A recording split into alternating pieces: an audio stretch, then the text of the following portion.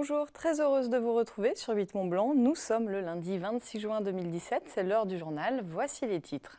La vallée de l'Arve est plus touchée par le chômage que le reste du département de Haute-Savoie. Une situation qui mobilise les acteurs de l'insertion. Un partenariat a été signé ce matin à Cluses. Il vise à faciliter le recrutement dans les métiers en tension, notamment dans l'industrie. Et nous plongeons ensuite avec Stéphane Toureau dans les eaux du lac d'Annecy. L'apnéiste compte plusieurs records à son actif. Pauline Courceau l'a rencontré, son portrait à la fin de ce journal. Mais avant, on parle justice, ambiance tendue aujourd'hui au tribunal d'Annecy. Aujourd'hui s'ouvre le procès en appel des meurtriers présumés du policier Cédric Papatico. C'était le 11 avril 2012. Un procès classé sensible et qui a nécessité beaucoup d'anticipation et d'aménagement autour du tribunal. Les débats doivent durer 15 jours avec un verdict attendu pour le 7 juillet. Emmanuel Jaude était sur place cet après-midi. Il nous rappelle les faits. Et oui, bonjour Fanette, c'est donc aujourd'hui que s'ouvre le procès dit sensible au tribunal de grande instance d'Annecy. 5 hommes sont sur le banc des accusés. Ils sont jugés en appel pour vol avec violence ayant entraîné la mort, celle du policier Cédric Papatico. Les faits remontent à avril 2012, lors du braquage du magasin Darty à Saint-Alban-l'Hesse. Mis en fuite par 2 hommes de la BAC, les malfaiteurs ont percuté Cédric Papatico avec leur voiture qui décédera des suites de ses blessures. Jugé en première instance le 10 juin 2016, tous les accusés avaient alors nié leur implication dans les faits. Condamnés à de lourdes peines, allant de 29 ans de prison à perpétuité, les 5 hommes avaient alors à l'époque dû être maîtrisés par les forces de l'ordre à la suite de l'annonce du verdict. Aujourd'hui, toutes les précautions ont été prises. Le tribunal a même investi 200 000 € pour accueillir ce procès sensible. Borne anti-intrusion, box blindée et grand renfort de gendarmes sur le qui-vive sont donc de la partie pour cette audience qui devrait durer plusieurs jours. Et on aura effectivement l'occasion d'en reparler. Dans la page des faits divers, 4 personnes ont été victimes de noyades ces derniers jours dans le lac d'Annecy. Dans un communiqué ce lundi, la préfecture rappelle que la mise à l'eau doit être progressive pour éviter un choc thermodifférentiel et le risque de malaise. On parle économie maintenant. Ce matin s'est tenue à Cluses la signature d'un partenariat entre le Conseil départemental de Haute-Savoie et l'association d'entreprises Alpège.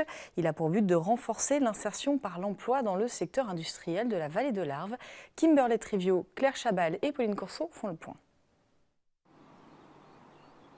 Faire diminuer le nombre de demandeurs d'emploi, un enjeu majeur pour la vallée de l'Arve.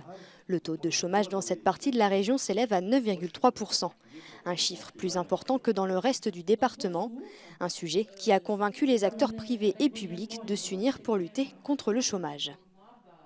Et dans cette partie de la vallée de l'Arve, on constate qu'il y a des emplois qui ne sont pas pourvus dans le secteur du décolletage, de ces entreprises, de l'économie locale. Et nous avons un accompagnement particulier avec l'association Alpège pour rapprocher toutes ces personnes qui sont écartées un tout petit peu et pour les ramener avec un peu de formation, avec des questions liées au logement, peut-être au déplacement en même temps, les rapprocher de l'entreprise. Le département a décidé d'allouer 95 000 € à l'association d'entreprises Alpège. Créé en 1995, cet organisme a pour objectif d'aider à mettre en relation des candidats sélectionnés et des entreprises venant du milieu industriel. Pour l'emploi, donc, on fait déjà un gros travail de mobilisation des entreprises, de voir quelles sont leurs pratiques actuelles de recrutement et les inciter à recruter autrement. Recruter autrement, c'est peut-être effectivement leur permettre effectivement de chercher des gens qui n'ont peut-être pas un parcours d'industrie, mais auxquels on va apporter une formation qualifiante. Les entreprises ne sont pas les seules à être concernées par cette mission. Les collectivités locales entendent renforcer l'insertion par l'emploi. C'est le cas pour Corina Laza. Cette Roumaine a pu bénéficier de l'aide de la communauté de communes de Faucigny-Glières. Ça m'a apporté beaucoup de bien parce que déjà au début je ne parlais pas du tout français. J'ai appris la langue un peu avec eux, un peu avec leurs consignes où il faut y aller. Ensuite, ils nous ont aidé à faire de l'aide de motivation, à être plus près pour aller chercher du travail comme actif emploi. Pour conduire à bien toutes ces actions sociales, le département de Haute-Savoie a mobilisé un budget de plus de 58 millions € en 2017. Plus que quelques jours avant les vacances scolaires en montagne, les stations ont lancé leurs activités. On le sait, l'été est aujourd'hui devenu un enjeu crucial pour de nombreux domaines skiables afin de pérenniser leur exploitation. Exemple à la Sambuy, aux sources du lac d'Annecy. Après un hiver maussade, la station compte bien remonter ses comptes par de nouvelles activités. Des investissements à hauteur de 80 000 € ont ainsi été réalisés. Ils ont pour vocation à attirer davantage de monde sur le front d'herbe. On écoute Gaëlle Varzarek de la direction de la station. Elle répond aux questions d'Emmanuel Jaude. Ça fait plusieurs années en fait qu'on cherche aussi à diversifier nos activités. Disons que l'hiver, c'est vrai que c'est des saisons qui sont aléatoires avec la météo, donc c'est vrai qu'on a misé beaucoup sur l'été depuis la luge sur rail il y a quelques années maintenant. Et là, la volonté cet été, c'était de proposer une gamme d'activités encore plus large pour pouvoir répondre à toute la famille.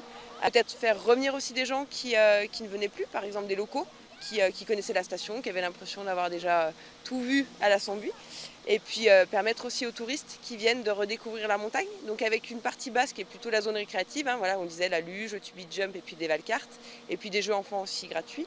Et puis la partie haute qui est plutôt une zone encore préservée, la zone naturelle avec la découverte de la montagne, on prend le télésiège, on arrive à 1850, il y a des randonnées, il y a des alpages, voilà, avec un côté un peu plus authentique. En fait, la luge, elle a juste permis de redynamiser l'été, d'apporter aussi une nouvelle image à la Sambuy, qui était peut-être une image un petit peu vieillissante, voilà, d'apporter un côté attractif qu'on n'avait plus forcément. Et en fait, c'est exactement dans cette idée-là qu'on a décidé de diversifier encore davantage les activités et de miser vraiment sur les activités été. Vous le connaissez sans doute, Stéphane Toureau est un apnéiste hors du commun. Originaire de Haute-Savoie, il a décroché à 29 ans le titre de vice-champion du monde en monopalme poids constant. Sa performance, une descente de 103 mètres. Une belle performance donc pour Stéphane Toureau qui, bien au-delà des seuls records de plongée, se passionne pour les fonds marins. Parmi ses terrains de jeu favoris, le lac d'Annecy. Pauline Courceau l'a rencontré. Une libération. Voilà ce pourquoi Stéphane Toureau pratique l'apnée depuis son plus jeune âge. Il aime surtout se retrouver seul avec lui-même. J'ai découvert ça grâce à mon père qui m'a emmené en Corse quand j'étais petit, à l'âge de 10 ans. Et j'ai découvert la mer et justement cette sensation de liberté que je pouvais retrouver en fait, loin du cocon, loin du système, loin de l'école. Justement de se retrouver dans l'eau et puis de pouvoir explorer un nouvel univers qui était en plus joli, parce que la Corse c'est sympa quand même, mais ça restait pendant les vacances. Désormais, ce n'est plus que pendant les vacances. D'ailleurs, l'apnée demande une très grande condition physique. Ce jour-là, après 1 heure de vélo, Stéphane fait quelques exercices de musculation. Puis, direction enfin l'eau pour une séance d'apnée statique, forme de méditation aquatique. L'apnée a été vraiment un moteur et une thérapie. Donc c'est vraiment thérapeutique l'apnée, au-delà du sport. Parce que justement on apprend à gérer ses émotions, à comprendre aussi, à se comprendre soi, à comprendre son corps. Et c'est un ensemble qui fait que l'apnée est puissante en fait. Depuis près de 6 mois, Stéphane a débuté une nouvelle collaboration avec Fabien. Les deux hommes ont tout de suite accroché, et ce malgré leurs différences. C'est vraiment un duo. Il y a vraiment un management horizontal pour le coup, avec un échange de bons procédés, en partageant nos expériences, en partageant aussi nos valeurs, parce que outre l'aspect technique, l'aspect athlète ou l'aspect coach, il y a vraiment une dimension humaine qui permet de grandir dans ses performances. Et c'est vraiment peut-être les valeurs humaines qui nous ont avant tout rapprochés pour qu'on puisse fonctionner ensemble. Malgré un titre de vice-champion du monde, Stéphane ne vise pas forcément la première place du podium. Je me détache totalement du résultat, je n'ai pas envie de focaliser là-dessus, j'ai envie de focaliser sur ma progression. Parce qu'au final, pour moi, la compétition n'a pas lieu d'être. Elle est juste un rassemblement d'apnéistes sur lesquels on peut partager, et c'est un moyen en fait. C'est le moyen de partager la passion et de pouvoir progresser dans des bonnes conditions de sécurité. Et après, si le résultat arrive, ouais, c'est cool.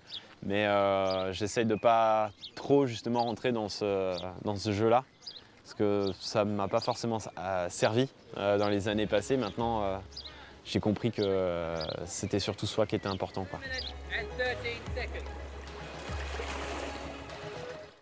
On termine avec du sport, à commencer par cette belle réussite pour les joueuses de l'ETG. Les filles de l'ETG Ambilly sont en D2.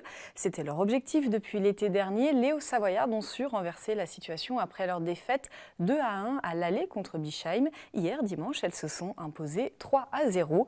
Le club portera désormais le nom de Croix-de-Savoie Football Academy Ambilly féminin. Bravo à elles. C'est la fin de ce JT. Merci à toute l'équipe. On se quitte avec quelques images du marathon du Mont Blanc. Un marathon remporté pour la 4e fois après une 4e participation par Kylian Jornet. Il a assuré ce week-end sa grande rentrée en remportant une nouvelle victoire donc sur ce marathon. Chez les femmes, Megan Kimmel s'impose en 4h40. Passez une très belle soirée. À demain.